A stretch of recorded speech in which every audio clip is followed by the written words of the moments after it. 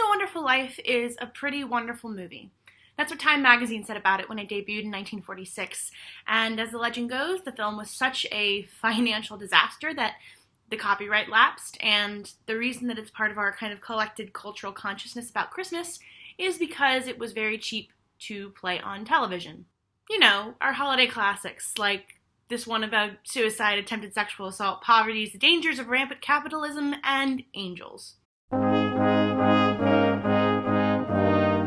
So like I said in my last video about The Muppet Christmas Carol, which you should totally go watch, I am very proud of it, because holiday movies are so near and dear to our hearts, sometimes it's difficult to find something new to say about them. These movies have kind of been talked to death.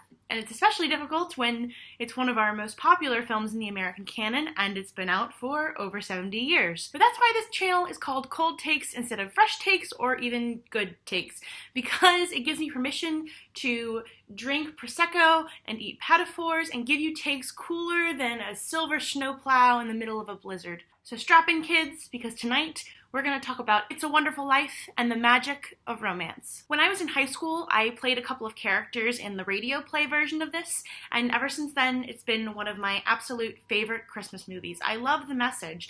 I love that it's about the fact that everyone matters, that you in particular matter, that you put good into this universe just by being here, that you can touch lives with your very existence. I think that is such a powerful and important message, especially this time of year. It's a great movie. In particular, the casting of Jimmy Stewart always gets me. It's brilliant. Because at the time of the making of this film, the smash successes of Mr. Smith Goes to Washington, The Philadelphia Story, and The Shop Around the Corner, which is another one of my favorite Christmas movies, combined with the fact that he was the first high-profile Hollywood contract player to sign up to serve in World War II, he was the definitive American everyman. The average moviegoer in 1946 could watch George Bailey and not see him as extraordinary or exemplary, but as exceedingly ordinary. And thus, George Bailey serves as a reminder that everybody, not just the rich and the powerful or the famous and important, can be a force for good in this world. This is a film full of great characters we fall in love with, which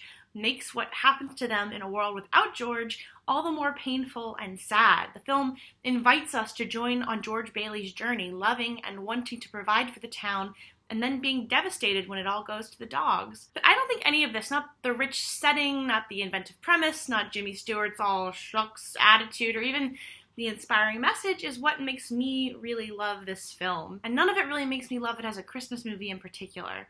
This is one of my favorite Christmas movies of all time, because it has one of the most beautiful and most perfect romantic plots in American cinema. In It's a Wonderful Life, we're introduced to George Bailey, our hero, and Mary Hatch, our heroine, if we're using romantic terms, who eventually becomes Mary Bailey. These two characters share 4 of my favorite film scenes of all time, and one of the ones that I am most conflicted about. First, there's this scene where Mary Hatch, who knows George Bailey is deaf in one ear, leans into that ear and says that she'll love him until the day she dies. This is the ear you can't hear on.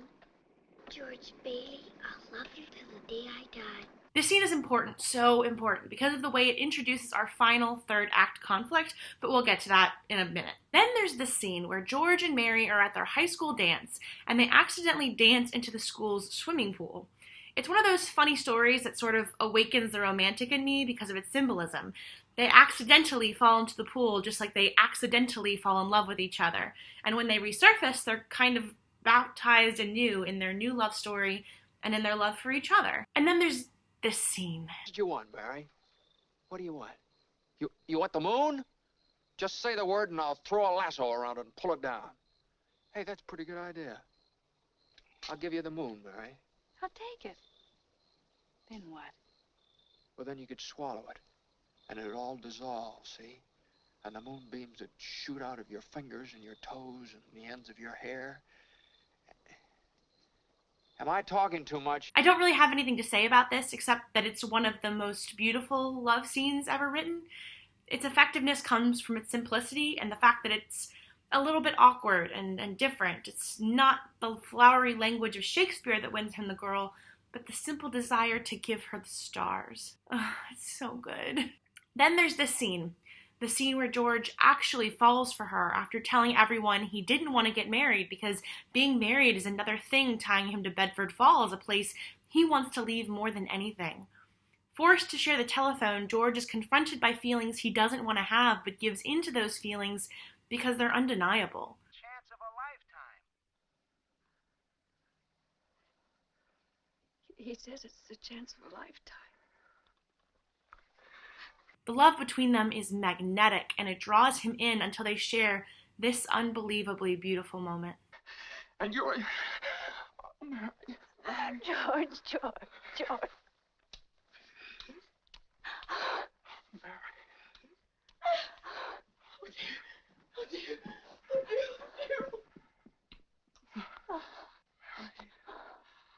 Fun fact, this was one of the last scenes in the film ever shot because Jimmy Stewart felt like he was out of practice after being abroad fighting in the war for so long, and he didn't want to play such an intimate scene. He was nervous about it, so he kept asking Frank Capra if he would just, oh, give me some more time. I gotta practice. Gotta get my feet wet. Oh, that's by Jimmy Stewart, by the way. It's great.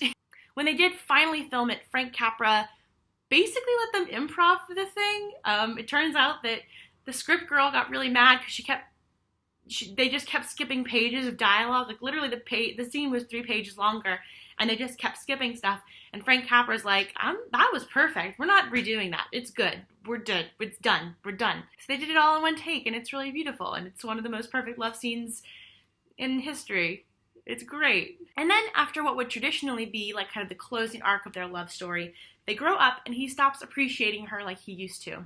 And it seems like their love story is over, but wait, there's more. Because during his trip through what might have been if he hadn't been born, he sees Mary. Mary the spinster.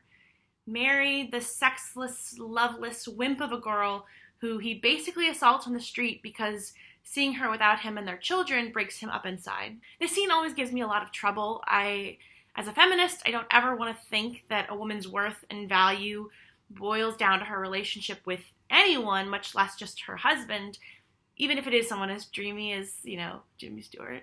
But I think the message here can actually be read 2 ways. The first is that love is the only thing that can make a woman happy and a family is the only thing that can make her fulfilled. The second, though, I think is a more accurate reading of the scene and what makes the entire love story to me so compelling. The second message is that they're soulmates. And without soulmates, they both lose themselves. George Bailey isn't a violent, wild man with no self-control, but when he sees Mary like this, he goes completely out of character to try and be near her.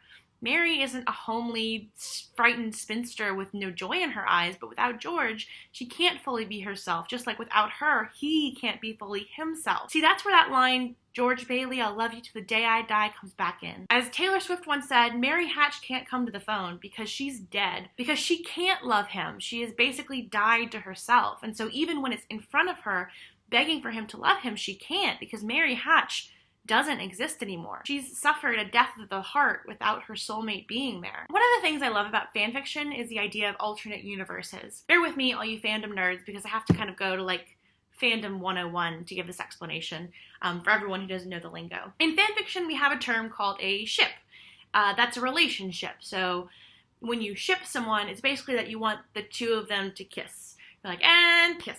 Han and Leia are a ship, Spock and Uhura are a ship, Tony and Steve Rogers are a ship, Leslie Knope and Ben Wyatt are a ship, Clark and Kate from the Christmas Company, available in stores near you and on Amazon, are a ship. And in fanfiction, there's this idea of alternate universes, where people write these ships in different worlds. You could read a story where the characters fall in love at a coffee shop, or a baseball stadium, or a summer stock production of Midsummer Night's Dream. And the thing that I love about that is just, generally it's the idea that in every universe you are meant to be together. You belong together. It's the idea that in every version of ourselves and in every story where we're told, I would find you and we would be together. And in a cynical world that tells us that love doesn't exist, that we're all doomed to join the 50% divorce rate, it's really nice to watch a movie that totally and completely embraces the idea of soulmates, especially at Christmas. And why at Christmas time, you ask? Well, first and foremost, I think that Christmas is the most romantic time of year. It's a time for cuddling, to share body heat, and for magic lights, and for staring at the stars.